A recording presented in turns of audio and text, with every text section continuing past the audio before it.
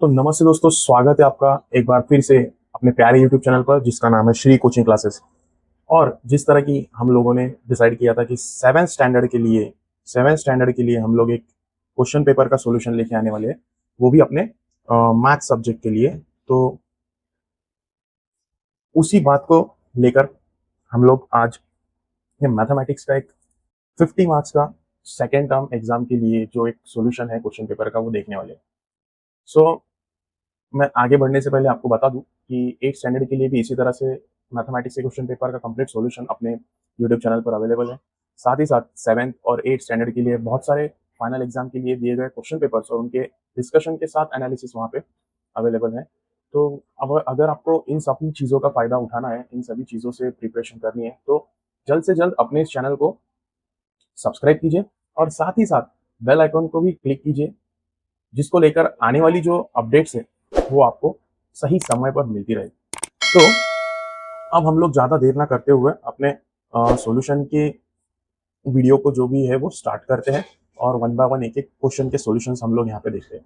तो सबसे पहला जो क्वेश्चन है दोस्तों वो है क्वेश्चन नंबर 1, जिसमें आपको करना है fill in the blanks. Fill in the blanks, ये आपका क्वेश्चन नंबर 1। तो एक एक करके हम अभी फिल इन द ब्लैंक्स देखेंगे, जिसमें फर्स्ट क्वेश्चन जो है वो है the speed of the bus, speed of the bus and the time taken and the time taken are in inverse proportion,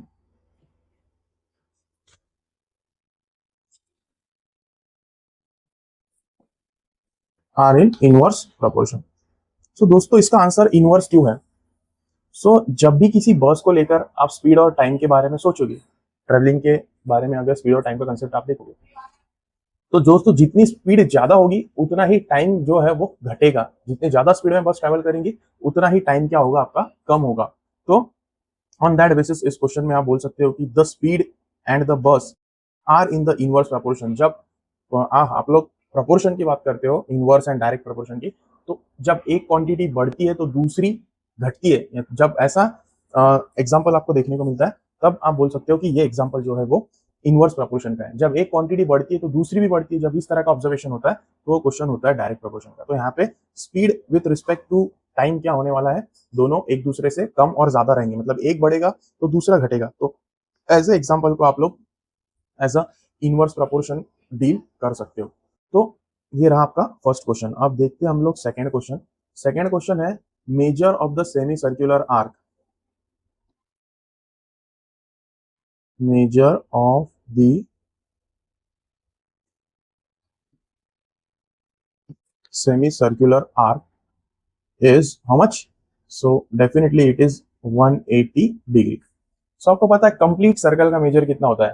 complete circle का मेजर कितना होता है? तो 360 डिग्री होता है। तो फिर ये सेमी सर्कल मीन्स क्या हो जा रहा है आपका? हाफ सर्कल हो जा रहा है। हाफ सर्कल जो है वो 360 से क्या होगा, डायरेक्टली हाफ होगा। तो अब देखिए जैसे आप बोल रहे हो कि measure of semi circular arc is equal to dash dash और इज डैश डैश, तो it is just like 180 degree. तो इसमें कोई सोचने वाली बात नहीं, कोई टिपिकलनेस इसमें नहीं है, एकदम स्ट्रेट क्वेश्चन है। अब हम लोग जा रहे हैं थर्ड क्वेश्चन पे। Third fill in the blanks, cuboid, okay, cuboid has dash dash faces, okay, cuboid को कितने फेसेस होते हैं? यहाँ पे आंसर लिखना है 6। ओके, तो अब जाते हैं नेक्स्ट क्वेश्चन पे, फोर्थ क्वेश्चन पे। फोर्थ क्वेश्चन है according to Pythagoras, according to Pythagoras theorem,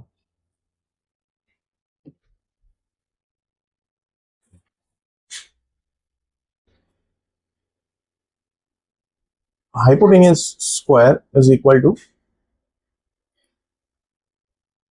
base square plus the height, height square क्या आ जाएगा यहाँ पे, हाइट स्क्वायर आ जाएगा, base square is equal to height square.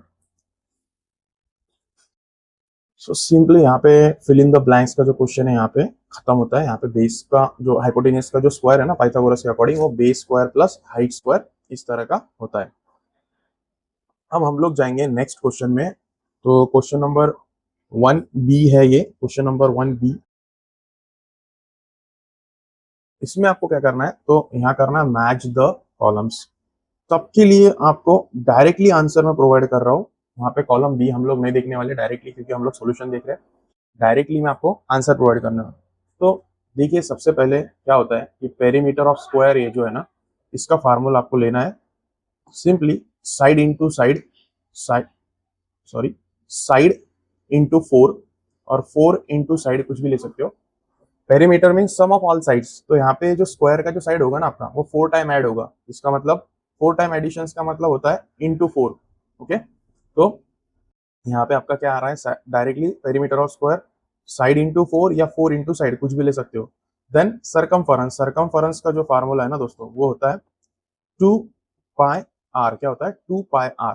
Then principal plus interest, तो इसका आंसर आएगा अमाउंट। क्या आएगा, अमाउंट आएगा। दोनों को मिला के आपको अमाउंट मिलता है। नेक्स्ट है a plus b whole bracket square, तो ये एक एक्सपांशन फार्मूला है जिसका आंसर होगा a square plus 2ab plus b square.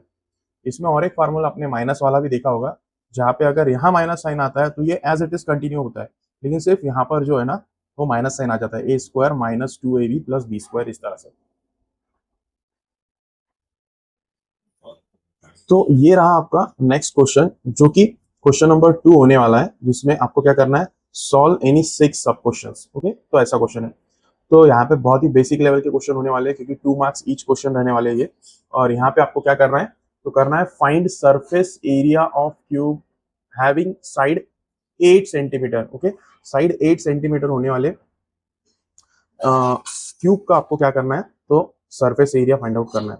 तो सबसे पहले सॉल्यूशन में आप क्या करते हो, तो वहां पे लिखते हो साइड जो होती है ना क्यूब की, वो होती है एल। ओके, एल होती है, और यहाँ पे दिया हुआ है 8 सेंटीमीटर। मैंने 6 बोला था, सॉरी 8 है ये। और यहाँ पे जो आपका क्यूब का जो डायग्राम है ना, वो एग्जैक्टली ऐसा होगा। ठीक, ये रहा आपका क्यूब का डायग्राम। ओके, तो क्या करना है आपको, यहाँ पे सरफेस एरिया फाइंड आउट करना है। तो सरफेस एरिया का जो थोड़ा सा एक माइनर एक्सप्लेनेशन में यहाँ पे प्रोवाइड कर देता हूँ आपको। जब भी आपको सरफेस एरिया निकालना होगा, फिलहाल तो मैं आपको ये बेस को थोड़ा सा हाईलाइट करके बताता हूँ। This is one of the face और surface of the cuboid, sorry cube. So ऐसे टोटल 6 फेसेस यहाँ पे रहने वाले। तो जब भी आप जाओगे इसके लिए, टोटल सरफेस एरिया के लिए, total surface area of cube, जब ये फाइंड आउट करोगे आप, तो आपको सिंपली क्या करना है, इसका जो बेस है या फिर कोई भी एक सरफेस है ना जो कि स्क्वायर शेप का है। ओके, स्क्वायर का एरिया क्या होता है, ये स्क्वायर शेप का है, स्क्वायर। ओके, इसका एरिया क्या होता है, इसका स्क्वायर का एरिया होता है एल स्क्वायर या साइड स्क्वायर।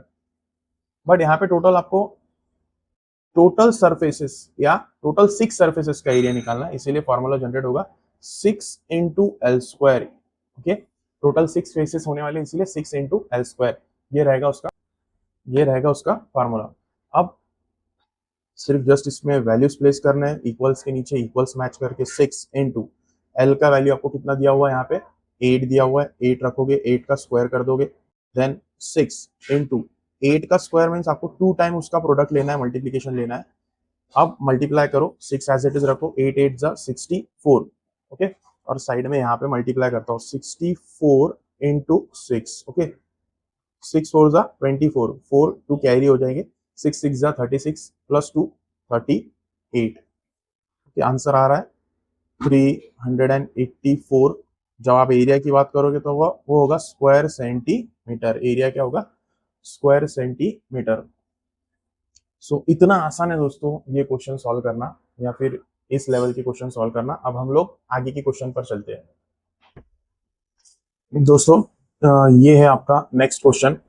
बट आगे जाने से पहले मेरी सबसे रिक्वेस्ट है कि वीडियो थोड़ा सा डिटेल में टीचिंग करने वाला होने वाला है, बिकॉज मैं यहाँ पे कोई लेसन का वीडियो सीरीज कंटिन्यू नहीं कर रहा हूँ।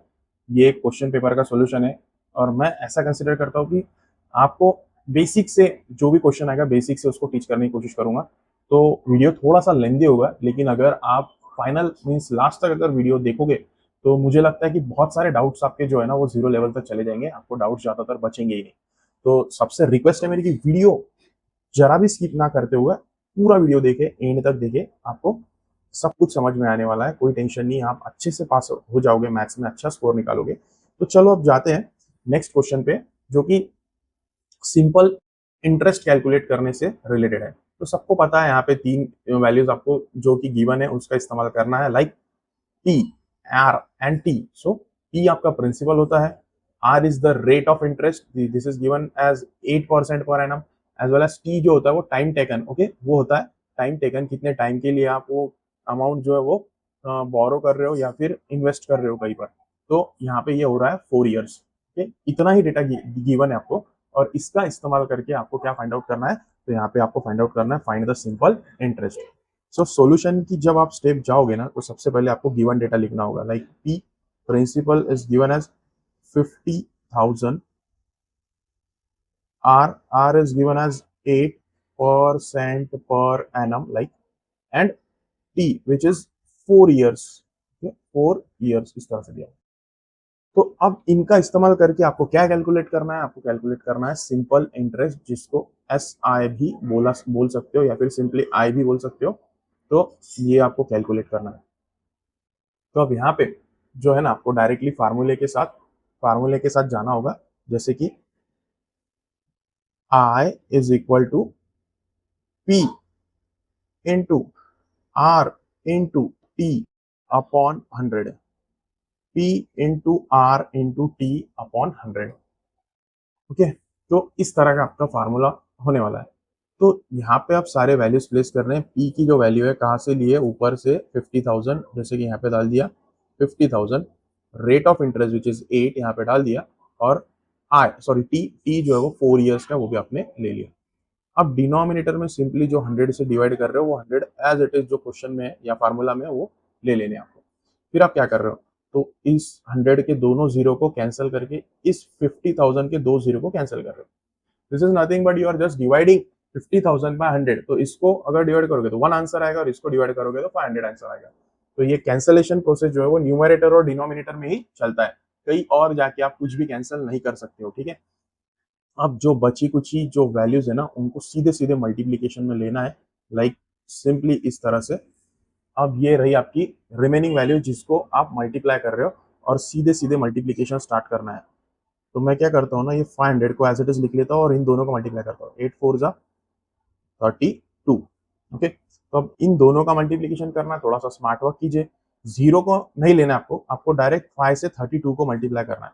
तो मैं साइड में लेता हूँ 32 को 5 से मल्टीप्लाई करता हूँ, जो भी आने वाला आंसर होगा उसको हम लोग ये दो जीरो कनेक्ट कर देंगे या फिर अटैच कर देंगे लास्ट में। 5 2 जा 10, 0 1 कैरी, 5 3 जा 15 प्लस 1 16। तो आंसर क्या आ रहा है, 160 आ रहा है। तो यहाँ पे इक्वल के नीचे इक्वल टू साइन मैच करके 160 लिख दो, और ये दो जीरो जो नहीं लिए थे वो प्लेस कर दो बाद में। ये चीज सिर्फ जीरो के साथ हो सकती है और किसी चीज के साथ नहीं हो सकती है। तो यहाँ पे आपका जो भी इंटरेस्ट कैलकुलेट हुआ है 4 years के लिए वो 16,000 है, ओके। इतना आसान सा ये क्वेश्चन है, दोनों भी क्वेश्चन बड़े ही आसान थे, लेकिन याद रखना है आपको कि डिटेल में जब तक आप समझते नहीं हो आपको स्किप नहीं करना है, वीडियो आखिरी तक देखना है। और इसी तरह से हम लोग नेक्स्ट क्वेश्चन पे अभी शिफ्ट करने वाले हैं। देखिए नेक्स्ट क्वेश्चन में बात चल रही है कि 7 24 और 25 is the Pythagorean triplet, explain. आपको एक्सप्लेन करना है ये पाइथागोरस ट्रिपलेट है या नहीं। तो सबको पता है पाइथागोरस ट्रिपलेट किसके साथ डील करता है, बेसिकली एक राइट एंगल ट्राइंगल के साथ डील करता है। अब ये मैं आपको इमेजिनेशन के लिए बता रहा हूँ कि जो भी सबसे ग्रेटेस्ट साइड होती है ना वो हाइपोटेनियस होती है, ओके, उसको 25 बोल दो आप, और जो अदर रिमेनिंग साइड्स है ना वो इस तरह से कहीं भी लिख सकते हो, ओके। तो देखिए जो ग्रेटेस्ट साइड है उसको एज हाइपोटेनियस ले लिया, और जो अदर साइड्स है उनको बेस एंड हाइट कंसिडर कर लिया। अब हमें क्या करना है बेसिकली, तो सारे साइड्स का स्क्वायर करके देखना है सारे साइड्स का स्क्वायर फर्स्ट स्टेप में हम लोग करेंगे।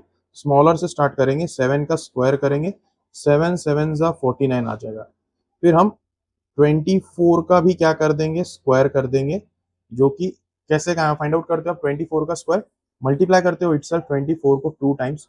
तो यहाँ पे देखिए 24 को जब हम मल्टीप्लाई करेंगे इस तरह से इटसेल्फ, 4 4 जा 16, 1 कैरी, 4 2 जा 8 प्लस 1 9, देन एक 0, 4 2 जा 8, 2 2 जा 4, 6 आ जाएंगे, ऐड करना इनको, 17 आ जाएंगे, 1 कैरी होगा 5। तो आंसर आएगा यहाँ पे 576। देन लास्ट में 25 का भी आपको क्या करना है, स्क्वायर करना है, जो कि सबसे ग्रेटेस्ट नंबर है। फिर से हम लोग क्या करते हैं, यहाँ पे आते हैं और 25 इंटू 25 कर देते हैं। तो 25 का इटसेल्फ 2 टाइम मल्टीप्लीकेशन मीन उसका स्क्वायर होता है। 5 5 जा 25, 2 कैरी, 5 2 जा 10 प्लस 2 12, यहाँ पे लिख लिया, फिर 0 लगा दो, 2 5 जा 10, फिर 1 कैरी, 2 2 जा 4 प्लस 1 5। इस तरह से आपको जस्ट सिंपली क्या करना है, ऐड करना है, 5 2 एंड 6 एडिशन आ जाएगी। तो फाइनली ये आपका जो एडिशन है ना वो किस तरह से आ रहा है, तो यहाँ पे आ रहा है 625 करके। अब सारे के सारे आपके पास स्क्वायर्स के आंसर्स अवेलेबल हो चुके हैं। नेक्स्ट स्टेप में आपको क्या करना है, जो दो स्मॉलर वाली साइड्स है ना उनके स्क्वायर्स का एडिशन लेके चेक करना है। तो क्या आ रहा है इसका स्क्वायर का 49, इसका स्क्वायर क्या आ रहा है 576। जब आप इन दोनों को ऐड करके देखोगे तो आंसर मिलेगा 625। ओके, क्या मिलेगा 625। देयरफॉर आप क्या बोल सकते हो कि 49 किसका स्क्वायर है, 7 का स्क्वायर है, 576 किसका स्क्वायर है, तो 24 का वो स्क्वायर है, और 625 किसका स्क्वायर है, तो 25 का स्क्वायर है। Okay, so according to this अब क्या पता चल रहा है कि जो स्मॉल साइड्स है उसके स्क्वायर का एडिशन क्या आ रहा है, इक्वल आ रहा है किसके, तो ग्रेटर साइड के स्क्वायर के इक्वल आ रहा है। मतलब इसका मतलब क्या हुआ, जब भी किसी राइट एंगल ट्रायंगल में दो स्मॉलर साइड्स के स्क्वायर का सम तीसरी ग्रेटेस्ट साइड के या लार्जेस्ट साइड के स्क्वायर के इक्वल होता है ना, तब जाके वो क्या हो जाते हैं, पाइथागोरस के ट्रिपलेट हो जाते हैं, यानी कि पाइथागोरस के किसी राइट एंगल ट्रायंगल के तीनों भी साइड्स वो हो जाते हैं। तो therefore this from this we can say 7 24 and 25 is a Pythagoras triplet। Okay, इतना आसान ये सम था, लेकिन सिर्फ आपको यहाँ पे क्या करना था, तो सबके स्क्वायर्स का एडिशन करके चेक करना था। तो यहाँ पे अब ये क्वेश्चन समाप्त होता है, यहाँ पे खत्म होता है इसका सोल्यूशन। हम लोग आगे के क्वेश्चन पर चलते हैं, तब तक आप स्टे ट्यून, लास्ट तक देखते रहिए, वीडियो कहीं भी स्किप मत कीजिए। साथ ही साथ इसी तरह की अपडेट्स के लिए अपने चैनल को भी क्या कीजिए, सब्सक्राइब कीजिए। सो दोस्तों, यहाँ पे ये है आपका अगला क्वेश्चन, जो कि सारे क्वेश्चन 2 मार्क्स के लिए है। हमारी बात हो चुकी है ऑलरेडी, बार बार उस पर टाइम वेस्ट नहीं करेंगे और सॉल्यूशन की तरफ बढ़ेंगे। और क्वेश्चन में रीड करता हूँ directly, find average of these numbers. Okay, इनका एवरेज आपको फाइंड आउट करना है। सो आपको पता होगा एवरेज के लिए हम लोगों ने फार्मूला देखा हुआ है, average is equal to nothing but sum of all scores upon total number of scores. Scores को आप स्कोर्स भी बोल सकते हो, ऑब्जर्वेशंस भी बोल सकते हो, कोई इशू नहीं। Sum of all observations upon total number of observation, sum of all scores upon total number of scores, कुछ भी कह लो, एक ही बात है। अब जस्ट आपको सारे स्कोर्स का सम करना है, सम का मतलब होता है एडिशन। इन सब का आपको क्या करना है, सम करना है इस न्यूमरेटर प्लेस पर। तो यहाँ पे शुरू हो गया है, देखिए सम, प्लस करके सारे नंबर्स 1 बाय 1 लिख ले रहा हूं मैं यहाँ पे इस तरह से, और नीचे डिनोमिनेटर में क्या लेना है, टोटल नंबर ऑफ स्कोर्स। तो total number of scores are 1 2 3 4 5। Here we can write there are 5 scores, so we have to divide it by 5। अब आपको सारे नंबर्स को ऐड करना है, वर्टिकली लेते हैं, साइड में ऐड करते हैं। गलती होनी नहीं चाहिए, यहाँ पे ज्यादा हार्ड वैल्यूज यहाँ पे है नहीं, फिर भी इस तरह से अगर आप जाओगे तो मुझे नहीं लगता कोई गलती के चांस यहाँ पे क्रिएट होंगे। सो ऐड इस तरह से इनको कर लो, सारे जीरो से जीरो लगा देता हूँ यहाँ पे, 10 प्लस 7 17 प्लस 1 18, 8 लगा देता हूँ, 1 कैरी हो जाएगा, 1 2 3 4, तो यहाँ पे लिख देता हूँ मैं 4। इस तरह से अगर सम आपने कर लिया है तो वो सम जो है ना वो इक्वल आ रहा है 480 के, और डिवाइड किससे कर रहे हो आप, सिंपली उसको 5 से डिवाइड कर रहे हो। तो अब आपको सिंपली जाना है 5 से डिवाइड करना है और आंसर को क्या करना है, खत्म करना है। तो अभी यहाँ पे जाता हूँ मैं, 480 को दोस्तों 5 से डिवाइड करता हूँ। 5 जीरो जा जीरो, डिवीजन अगर नहीं आता है तो देखिए फर्स्ट नंबर के साथ स्टार्ट किया है, 5 जीरो जा जीरो, ये 4 एज इट इज रहेंगे क्योंकि जीरो माइनस किया, और ये 8 आ जाएंगे यहाँ पे नीचे। तो 5 नाइन जा क्या होता है 45, 48 से स्मॉलर नंबर 45 है यहाँ पे 5 के टेबल में, 3 बचेंगे, 0 बचेगा, फिर ये जो है ना ये 0 यहाँ पे नीचे आ जाएगा। तो फाइनली जो 5 का टेबल है 5 6 जा 30 करके आंसर आ जाएगा, 30 आपको यहाँ से माइनस करना है तो आंसर आ जाएगा 0। तो यहाँ पे डिवीजन खत्म हुआ, आंसर क्या है 96 यहाँ पे आंसर आया है, जो कि आप यहाँ पे लिख सकते हो 96। तो यहाँ पे एवरेज और मीन इज इक्वल टू क्या हो जाएगा, यहाँ पे 96 यहाँ पे हो जाएगा। तो दोस्तों उम्मीद करता हूँ कि आपको ये सारे क्वेश्चंस आसानी से समझ में आ रहे होंगे। और इस बार मैं थोड़ा सा फेस कैम पर वीडियो नहीं बना पा रहा हूँ बिकॉज मुझे वीडियो थोड़ा सा जल्दी शूट करना था।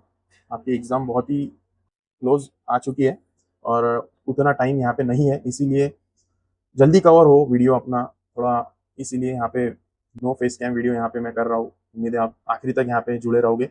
और अभी इसके बाद हम फिर से नए क्वेश्चन पर जाते हैं। दोस्तों ये रहा आपका नेक्स्ट क्वेश्चन। जिस क्वेश्चन से आपको पता चल रहा है कि ये क्वेश्चन जो है वो डायरेक्ट एंड इनवर्स प्रोपोर्शन का है। मैंने सॉल्यूशन का थोड़ा पार्ट ऑलरेडी लिख दिया है क्योंकि टाइम वेस्ट ना हो अपना, ज्यादा से ज्यादा क्वेश्चन हो सके। सो देखिए, we can buy 15 bunches of feeds for ₹600। 600 rupees के लिए हम लोग 15 बंचेस बाय कर सकते हैं। So how many will 1280 rupees buy. अगर हम 1280 रुपीज स्पेंड करें तो हम लोग कितने, means how many bunches of feed we can buy, यहाँ पे इस तरह का क्वेश्चन यहाँ पे पूछा हुआ। तो सिंपली फर्स्ट लाइन में आपको लिखना है, let us suppose that 1280 rupees buy x bunches of feed. आपको पता नहीं है कितने बंचेस आप लोग परचेस कर सकते हो 1280 रुपीज में। सो एक्स बंचेस आपने यहाँ पे उसको कंसिडर कर लिया है और एक टेबल भी यहाँ पे जनरेट कर लिया है जिसमें बंचेस ऑफ फीड के नंबर यहाँ पे ऊपर है और उसका कॉस्ट नीचे है। ठीक है, एक दूसरे से रिलेटेड है। 15 बंचेस जो है वो 600 में आएगी आपको और एक्स बंचेस जो है वो 1218 रुपीज कॉस्ट करेंगे। तो अब बताइए, जब नंबर ऑफ बंचेस जो है आपका जितना ज्यादा आप लोगे मींस बढ़ाओगे तो कॉस्ट भी क्या होगा, उतना ही ज्यादा बढ़ेगा। ओके, क्या है रिलेशन, दोनों भी क्या हो रहे हैं, डेफिनेटली दोनों भी क्या हो रहे हैं, अगर आप नंबर ऑफ बंचेस बढ़ा रहे हो तो आपका कॉस्ट भी क्या हो रहा है, बढ़ रहा है। तो इस तरह से ये दोनों क्वांटिटीज जो है एक दूसरे के साथ बढ़ रही है। जब इस तरह से होता है तो इसको आप बोलते हो, this is the example of direct proportion or direct variation. This is the example of direct variation. Okay, here number of bunches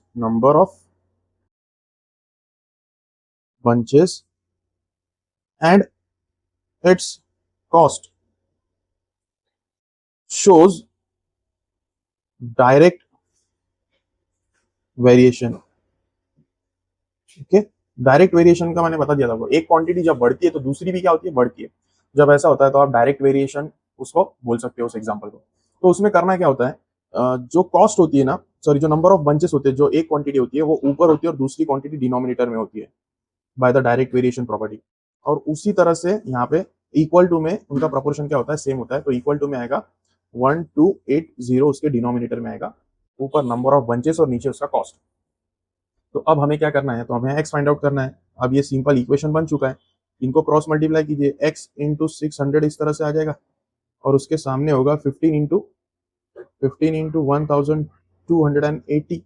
अब जब x फाइंड आउट करोगे तो ये मल्टीप्लीकेशन में, ये राइट साइड में जाके साइड चेंज करेगा और x फाइंड आउट करने के लिए आपको 15 इंटू 1280 को डिवाइड करना पड़ेगा इस 600 से। तो इस तरह से दोनों भी क्या हो जाएंगे, जीरो होके कैंसिल हो जाएंगे।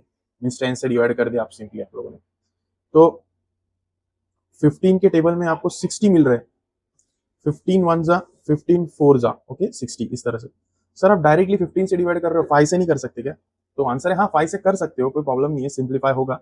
लेकिन दोस्तों थोड़ा सा टाइम यहाँ पे बच रहा है आपका। 15 का टेबल तो सिंपली किसी को भी आ सकता है, तो मैंने क्या कर दिया, डायरेक्ट 15 वन जा 15 फोर जा ऐसे कर लिया। मेंटेन कर रहा हूँ मैं इक्वल टू साइन को उसकी प्लेस पे, और अब जो बची वैल्यू है उनको मैंने नीचे ले लिया है।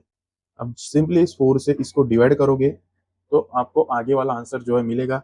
डिवीजन ऐसे होता है 128 डिवाइडेड बाय 4, तो सिंपली 4 3 जा 12, कैंसिल होके 0, ये 8 नीचे आएगा, 4 2 जा 8, इस तरह से आप माइनस करके क्या लिख दोगे, यहाँ पे 0 लिख दोगे। तो इतना आसान है, यहाँ पे 32 आंसर आपका आ चुका है। अब इसका फाइनली जो आंसर है, नंबर ऑफ फीट जो है यहाँ पे आप लिख सकते हो x is equal to 32। Okay, so therefore we can say for 1280 rupees we can buy 32 bunches of feed। ठीक है, इस तरह से यहाँ पे ये भी क्वेश्चन आपका खत्म होता है। दोस्तों इंपॉर्टेंट बात क्या है इसमें, ये चीज समझना है, ये डायरेक्ट है या इनवर्स है। ओके, इनवर्स होगा तो उनका प्रोडक्ट इक्वल रहेगा, इन दोनों का प्रोडक्ट इन दोनों के प्रोडक्ट से इक्वल रहेगा। अगर डायरेक्ट होगा तो देखो इस तरह से लेना है, देन एक्स को फाइंड आउट करने के लिए जो भी यहाँ पे क्रॉस मल्टीप्लीकेशन वाला प्रोसेस है, जैसे आप इक्वेशन में करते हो तो वैसे यहाँ पे करना है। तो उम्मीद करता हूँ कि आपको ये क्वेश्चन समझ में आ गया होगा। अब हम लोग जाते हैं अपने नेक्स्ट क्वेश्चन की तरफ। वीडियो बड़ा ही लॉन्ग लेंदी हो रहा है, लेकिन क्वेश्चन दोस्तों उतने हैं और सारे के सारे सॉल्यूशन आपको डिटेल में मिल रहे हैं, तो डोंट वेस्ट इट, पूरा लास्ट तक देखिए, मैं तो बोल रहा हूँ। और अब जाते हैं नेक्स्ट क्वेश्चन की तरफ। सो दोस्तों ये रहा अपना नेक्स्ट क्वेश्चन। इस क्वेश्चन में आप लोगों को कैलकुलेट करना है circumference of a circle. Okay, तो सरकमफरेंस क्या होता है दोस्तों, कि length of the outer as होता है सर्कल का। सपोज करते ये आपके सामने एक सर्कल है और सरकमफरेंस क्या है, तो यहाँ से लेके ऐसे आप आओगे ना, आउटर एज को अगर आप काउंट करोगे या फिर लेंथ उसकी मेजर करोगे तो वही उसका सरकमफरेंस होता है। सरकमफरेंस के लिए सी इस लेटर से उसको डिनोट करते हैं सरकमफरेंस को, उसका फार्मूला होता है 2 पाई आर, इतना सिंपल उसका फार्मूला होता है। तो अब यहाँ पे क्वेश्चन में क्या पूछा है कि फाइंड इट्स डायमीटर, बट ये जो फार्मूला है ना अपना, वो आपको डायमीटर नहीं रेडियस फाइंड आउट करके देगा। और रेडियस कहाँ से कहाँ तक होती है, इस पर्टिकुलर पॉइंट से यहाँ तक क्या होती है, रेडियस होती है। ओके, ये रेडियस आपको मिलेगी। और जब डायमीटर की बात करोगे ना, तो डायमीटर आपको इतना लंबा होता है जो कि दोनों डिस्टिंक्ट पॉइंट ज्वाइन करते हैं, सेंटर से पास होता है। तो रेडियस के वो डबल होता है। अगर हम लोग रेडियस अगर फाइंड आउट कर लेंगे तो रेडियस का ट्वाइस करके इंटू 2 करके हम लोग क्या फाइंड आउट कर सकते हैं, अपना डायमीटर फाइंड आउट कर सकते हैं। तो यहाँ पे जो है ना, सी सरकमफरेंस आपको 176 सेंटीमीटर ऑलरेडी दिया हुआ है और फाइंड आउट करने के लिए बोल रहा है डायमीटर। ओके, सो क्वेश्चन अब हम लोगों ने डिस्कस कर लिया है डिटेल में। अब हम लोग सॉल्यूशन की तरफ जा रहे हैं। सॉल्यूशन करने के लिए आपको सीधे सीधे फार्मूला लेना पड़ेगा, C is equal to 2 pi R, इस तरह से फार्मूला लेना पड़ेगा, C is equal to 2 pi R. और आफ्टर दैट सारे वैल्यूज इसमें जो गिवन है आपको एज इट इज प्लेस करने। सी जो है 176 दिया है, इक्वल के नीचे इक्वल ले रहे हो, 2 के नीचे 2 ले रहे हो।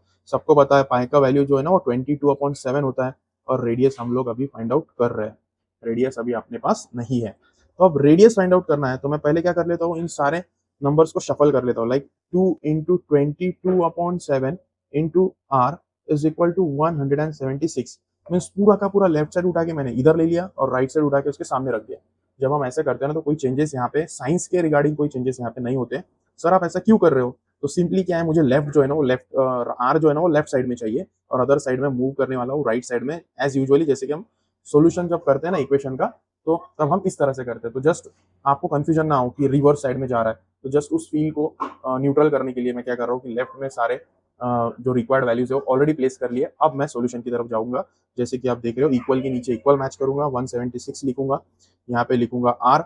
अब जो ये सारी जो वैल्यू है ना वो जाने वाली है मेरी अदर साइड में, जो कि यहाँ पे जाके क्या करेंगे, यहाँ पे इनवर्सली रिएक्ट करेंगी। जैसे कि जो डिनोमिनेटर है ना वो न्यूमरेटर की प्लेस पे आ जाएगा, 7 जो है वो ऊपर आ जाएगा और 2 इंटू 22 जो है वो नीचे चला जाएगा।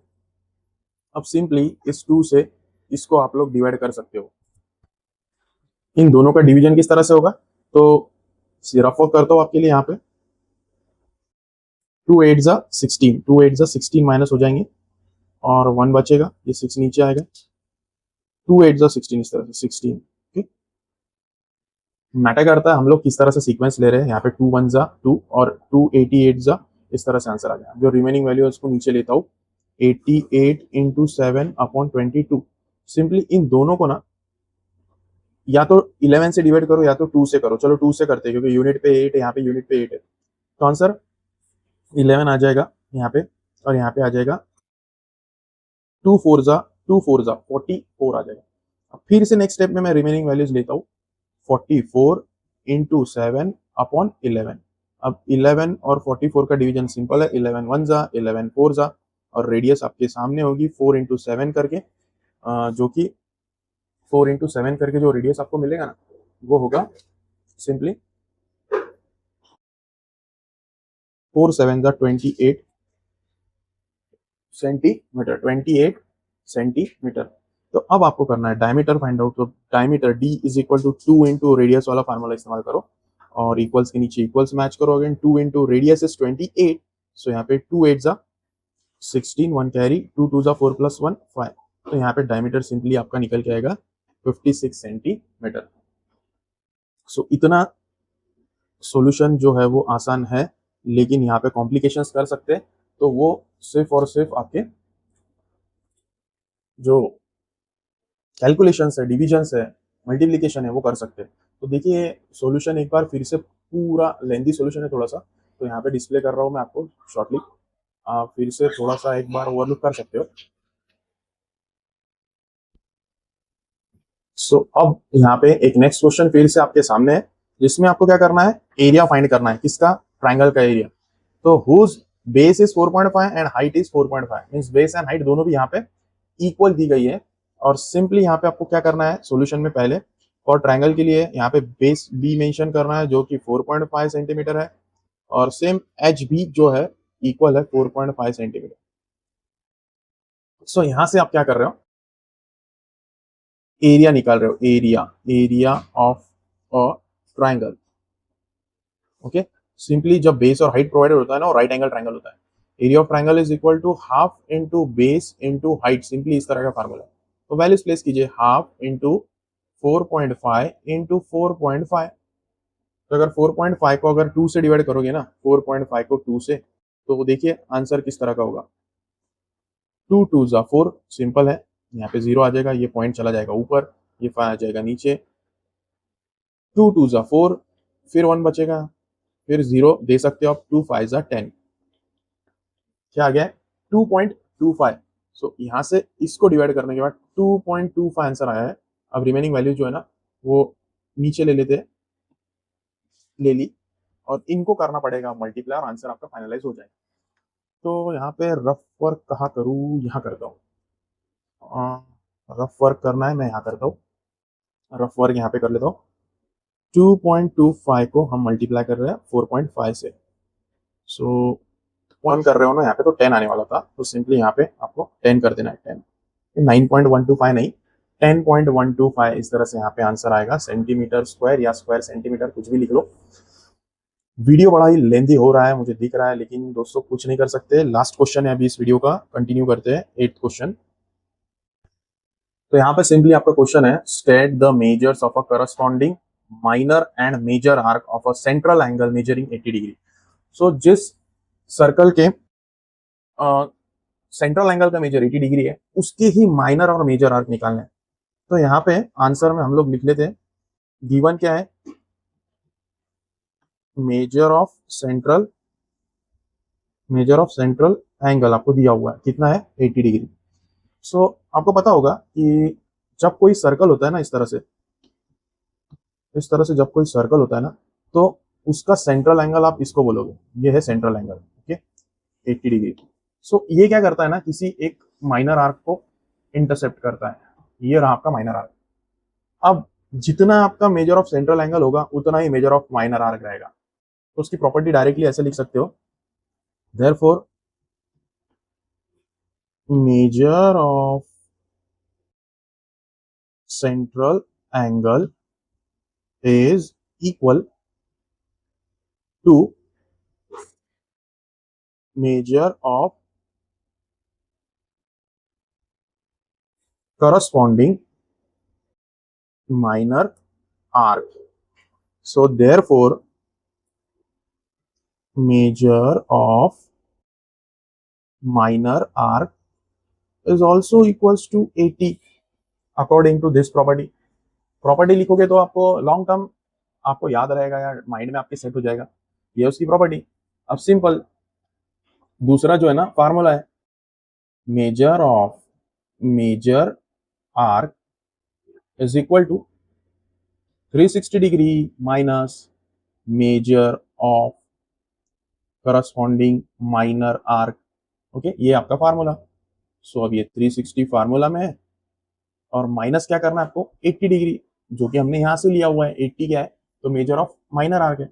माइनस करो, 0 माइनस 0, 16 माइनस 8, 280 सिंपली आ जाएगा यहाँ पे। कितना आसान है। तो ये क्या आपका मेजर आर्क। सो दोस्तों बड़ा ही लेंथी वीडियो था, लेकिन पूरी तरह से यहाँ पे इसको फिनिश किया है। अब ये सारे क्वेश्चन इस तरह से आपको अच्छी तरह मार्क्स अचीव करके देंगे और हम लोग जरूर मिलेंगे अपने अगले वीडियो में। सबसे लॉन्गेस्ट वीडियो रहा ये मेरा अभी तक का। Thank you very much for watching. I hope आपको अच्छे मार्क्स मिले और अगले पार्ट के लिए आप उतना ही रेडी रहिए, क्योंकि पूरा क्वेश्चन पेपर सॉल्व होने वाला है यहाँ पे। Thank you very much for watching till the and. Channel को सब्सक्राइब कीजिए, वीडियोस को लाइक कीजिए, शेयर कीजिए और अगर वीडियो पसंद आया है तो वीडियो के नीचे कमेंट जरूर कीजिए। Thank you very much once again. Thank you.